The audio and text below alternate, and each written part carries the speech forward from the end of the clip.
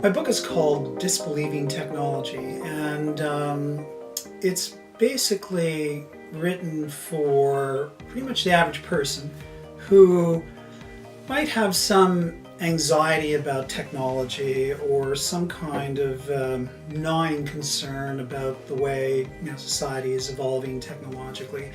I've written the book basically to give people an argument or a story. I actually I'll frame it as a story about technology, about its origins, about its ultimate purpose, and this story is going to hopefully allow people to get a grasp of the big picture of technology, and as a result of that, to understand, its impact on their lives in the profound way that technology does impact our lives. And a big part of the book has to do with how technology affects not only what we can do, how we can, send messages, electronically around the world in a second and those kinds of things, but also the way technology affects how we look at the world, how we think about things in general.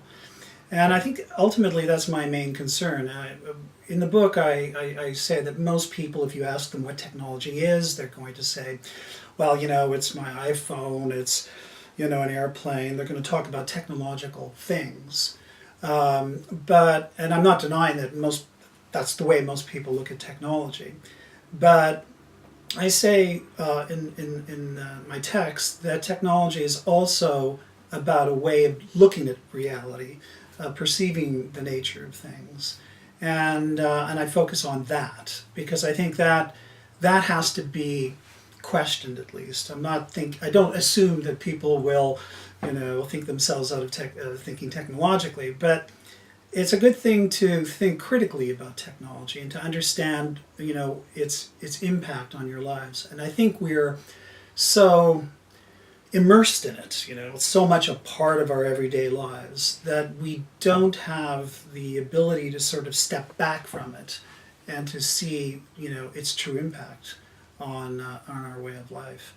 So my book actually says that technology has become something like a religion in a secular age. It's kind of like a faith, and we have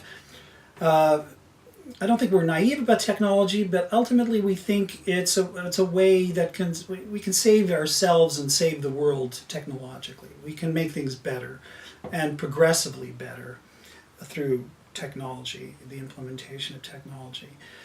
And so there's this utopian or idealistic sort of element embedded in technology and the way we perceive things today. And I think that's simply wrong. I don't think that the world is perfectible. I don't think that technology can make for a perfect world in any sense.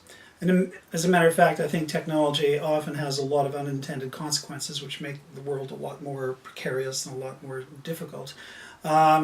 But in my book, I'm basically saying, look, let's stop believing in technology, right? Let's stop believing that it can solve all problems.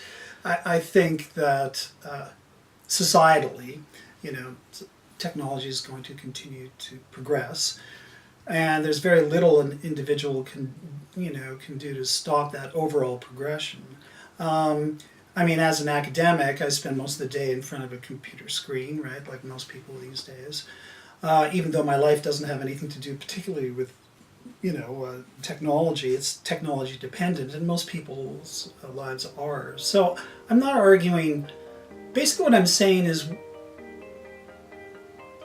participate in the technological society, but just don't believe in that kind of near religious promise it holds to make things better or to make them near perfect.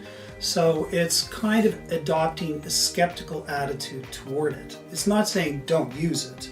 It's just saying, sometimes like with students, if you bring to their attention the fact that, over-reliance on texting and just mediated ways of relating to other people can actually, lead to some negatives. And there have been many studies to show that, there's increased social anxiety and so forth amongst people who rely overly on technology.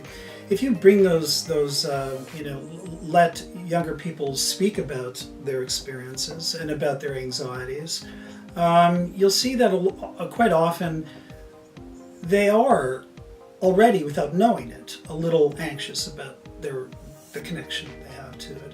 And they realize if they force themselves, sometimes they have to, literally, or someone has to force them to not take advantage of these technologies, they find that it opens new avenues and new experiences that they actually enjoy. Right? So, I'm not being overly optimistic about the chances of really changing society fundamentally, but I'm saying we each, more than we realize, especially if we're aware of the issues and the main problems, we can distance ourselves a little bit from our over-reliance on technology. I mean, I think that's the best we can hope for.